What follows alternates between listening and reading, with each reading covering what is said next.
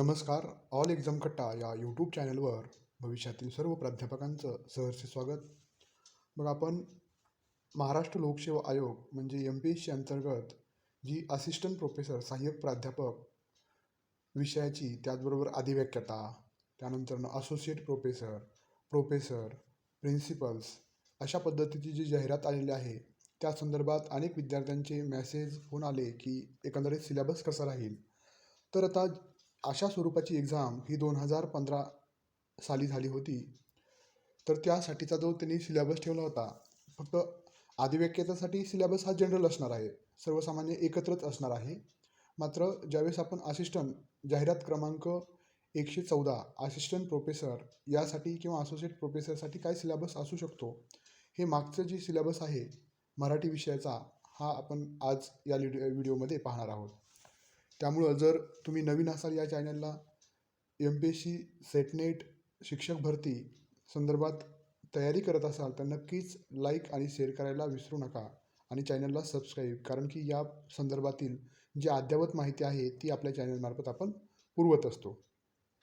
तर असिस्टंट बघा, subject syllabus for the post of assistant professor Marathi Maharashtra education service group A यासाठीचा syllabus हा 2015 साली ज्यावेळेस जाहिरात आली होती त्यावेळेस हा डिक्लेअर केला होता. आता ही त्यानंतरनं जवळपास 7-8 वर्षानंतर जाहिरात येते, त्यामुळं यामध्ये बदल नक्कीच होणार आहेत. ही जनरलच सिलेबस ठेवतात का अशा पद्धतीचा सिलेबस परत ते प्रोव्हाइड करतात. आता हा सिलेबस जर पाहिला तर लेवल आहे डिग्री आणि नंतर क्वेश्चन नंबर असणार आहे 100 आणि मीडियम मराठी. त्याचबरोबर मार्क असणार आहेत 200. 1 तासामध्ये हा पेपर सोडवायचा आहे. पूर्णतः ऑब्जेक्टिव्ह टाईप क्वेश्चन पेपर होता त्यावेळेस.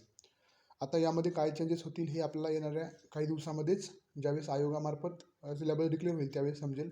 कारण की आता नवीन एज्युकेशन पॉलिसी येते, त्याचबरोबर बरेच बदल हे पर्यावरण असेल, अनेक ह्याच्यामध्ये चेंजेस झालेले, त्यामुळे नक्कीच अभ्यासक्रमामध्ये बऱ्यापैकी बदल होतील. तरी पण आपण अनेक विद्यार्थ्यांनी विचारलं होतं, त्यामुळे आपण हा व्हिडिओ बनवत आहोत. तर जो सेटनेट पूर्वीचा जो अभ्यासक्रम होता त्यामधील जो पेपर 1 जनरल असायचा सेटनेटचा आणि पेपर 2 हा तुमच्या विषयाचा 50 प्रश्न 100 मार्कासाठी असायचे आणि पेपर क्रमांक 3 जो आहे पेपर तुमच्या MAच्याच विषयाचा असायचा, त्याच सिलेबस हा मराठीचा तोच जशाच तसा सिलेबस इथं आहे.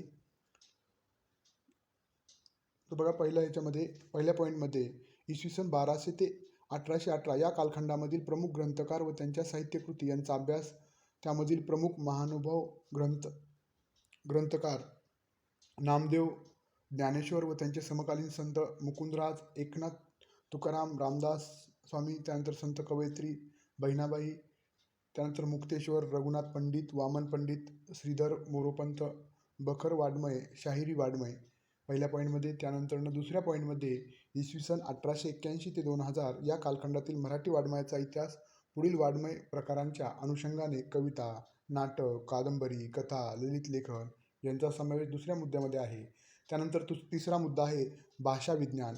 यामध्ये ऐतिहासिक व वर्णनात्मक स्वरूप व पद्धती, भाषा कलाची संकल्पना व मराठी भाषा मराठी भाषेची उत्पत्ती, स्वनिम, स्वनांतरे, पद, पदिम, पदांतर, अर्थविचार, प्रमाणभाषा व बोलीभाषा, मराठीच्या प्रमुख बोली, मराठी शब्दसंग्रह, अन्य भाषांचा मराठीवर झालेला परिणाम, हे तिसऱ्या पॉईंट अंतर्गत येतात. चौथा पॉईंट आहे काव्य लक्षण व काव्य प्रयोजन, प्रतिभा विचार.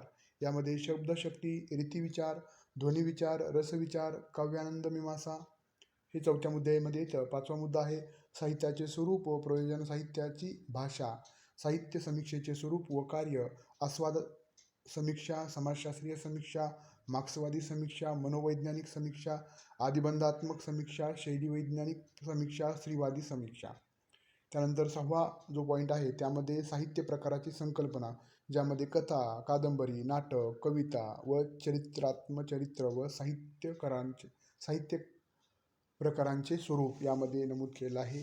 7वा मुद्दा आहे तो मराठी साहित्याची सांस्कृतिक पार्श्वभूमी, ज्यामध्ये संस्कृतीचे स्वरूप, संस्कृती व साहित्य यांचा परस्पर संबंध, महानुभाव, वारकरी, दत्त संप्रदाय व समर्थ या संप्रदायाच्या स्वरूप व त्यांचं कार्य, इंग्रजी राजवटीचा प्रारंभ काळातील महाराष्ट्रीयन जीवनावरील परिणाम, धर्मविचार, शिक्षण संस्था, छापखाने व इंग्रजी वाड्मय यांचा महाराष्ट्रीय समाजावरील व मराठी वाड्मयावरील परिणाम, धर्मविषयक उदारमतवादी चळवळी, परमहंस सभा, प्रार्थना समाज, सत्यशोधक समाज, मराठी वाङ्मयावर झालेला परिणाम यावरील समाजाचा, बहुजन समाजाच्या उन्नतीच्या चळवळी, स्त्रीविषयक सुधारणेचे विविध प्रयत्न, साहित्याचा सामाजिक दृष्टिकोन अभ्यास, साहित्याचा सामाजिक दृष्टीने अभ्यास, हेतू, त्याचं स्वरूप, त्याची व्याप्ती, लेखकाच्या व्यक्तिमत्त्वाची जडणघडण आणि सामाजिक वाङ्मयीन पर्यावरणाचा त्याच्यावर पडणारा प्रभाव, सामाजिक पर्यावरणाचा वाङ्मयीन अभिरुचीवर व वाङ्मय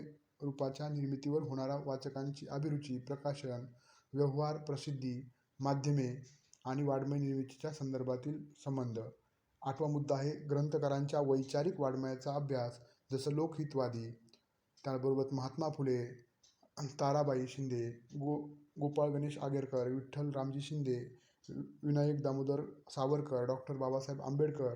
त्यानंतर 9व्या मुद्द्याअंतर्गत येतात वाङ्मयीन चळवळीमागील कारणमीमांसा, महाराष्ट्रातील वाङ्मयीन चळवळीचे स्वरूप, भक्ती साहित्याची चळवळ, भाषाशुद्धीची चळवळ, अनियतकालिकांची चळवळ, ग्रामीण साहित्याची चळवळ, दलित साहित्याची चळवळ, नियतकालिकांचा उदय आणि विकास, पुढील नियतकालिकांच्या कार्यांचे समालोचन, मनोरंजन, निबंधमाला, प्रतिभा, अभिरुची, सत्यकथा, छंद, प्रतिष्ठान, महाराष्ट्र साहित्य पत्रिका, युगवाणी, पंचधारा, अनुष्टुभ, अस्मितादर्श, कवितारणी. त्यानंतर 10वा मुद्दा आहे वज्रघात, हनापटे, हरपले श्रेय, केशवसूत, औदुंबर, बालकवी, एकच प्याला, राग गडकरी, झेंडूची फुले, केशवकुमार, रणांगण, विश्राम बेडेकर, पृथ्वी प्रेमगीत, कुसुमाग्रज, स्मृतिचित्रे, लक्ष्मीबाई टिळक, श्यामची आई, साने गुरुजी, दंडकारण्याची प्रणयिनी, दिवाकर कृष्ण, किडलेली माणसे ही कथा, गंगाधर गाडगीळ, बळी, विभावरी शिरूरकर, धग, उद्धव शेळके, कोसला, भालचंद्र नेमाडे, सूड, बाबूराव बागुल, नटसम्राट, वि. वा. शिरवाडकर, ताम्रपट, रंगनाथ पठारे, आठवणीचे पक्षी, प्र. इ. सोनकांबळे, सलाम कविता, मंगेश पाडगावकर, योगभ्रष्ट, दीर्घ कविता, वसंत आबाजी ढाके. त्यानंतर 11वा पॉईंट आहे लोकसाहित्य, लोकसाहित्याचे यामध्ये स्वरूप, त्याची व्याप्ती, लोकसाहित्याचे संकलन व संशोधन, लोककथा व लोकगीते या साहित्य प्रकारांचे स्वरूप, वाङ्मयीन गुणवत्ता, मातीतील लोकसाहित्याचा आणि लोकप्रयोज्य कलांचा स्थळ परिचय.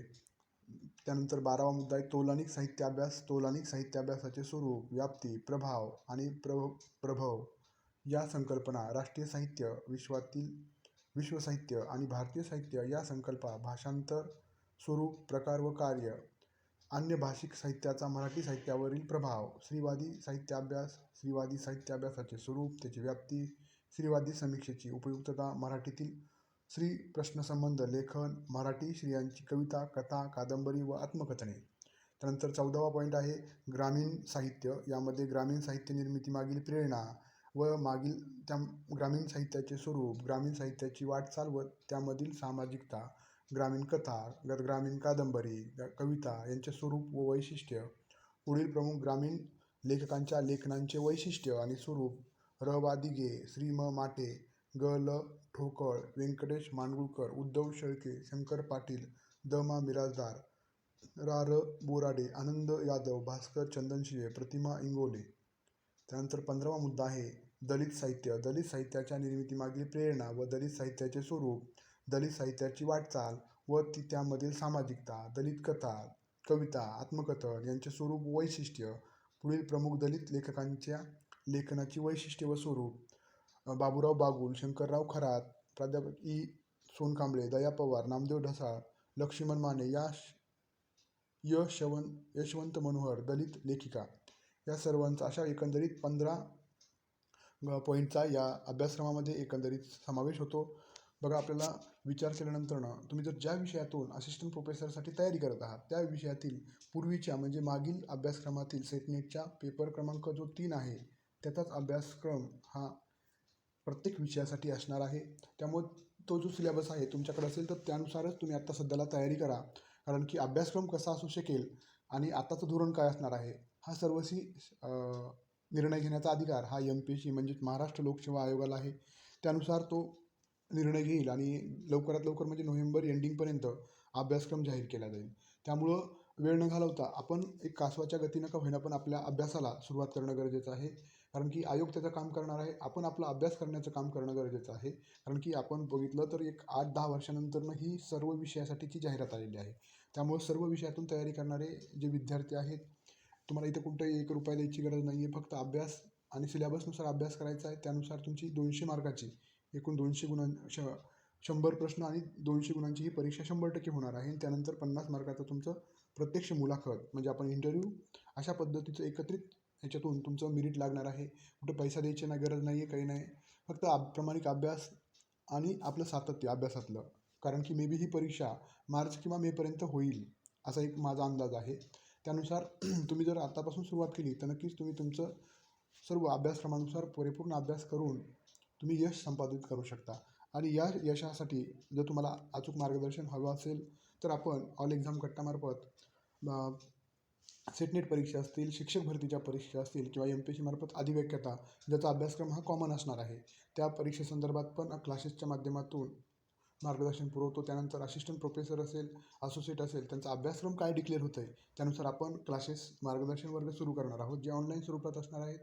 PDF स्वरूपामध्ये नोट्स असतील, त्यानंतरनं लाईव्ह लेक्चर्स, रेकॉर्डेड लेक्चर्स पण मिळतील, टेस्ट सिरीज मिळेल सिलेबसनुसार. हे सर्व तुम्हाला मिळणार आहे. त्यामुळं ज्यांना क्लास जॉईन करायचे असतील किंवा भविष्यामध्ये तुम्हाला मार्गदर्शन हवं असेल सेट नेट संदर्भात किंवा तुमच्या जवळच्या मित्रमैत्रिणींना मार्गदर्शन हवे असेल तर नक्कीच तुम्ही या चॅनलला सबस्क्राईब करून मित्रमैत्रिणींना शेअर करू शकता.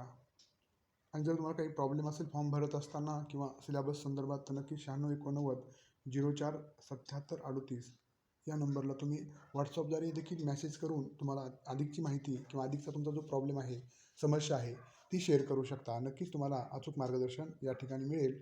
हा व्हिडिओ आवडला असेल तर आपल्या मित्रमैत्रिणींना शेअर करा आणि चॅनलला सबस्क्राईब करा. धन्यवाद.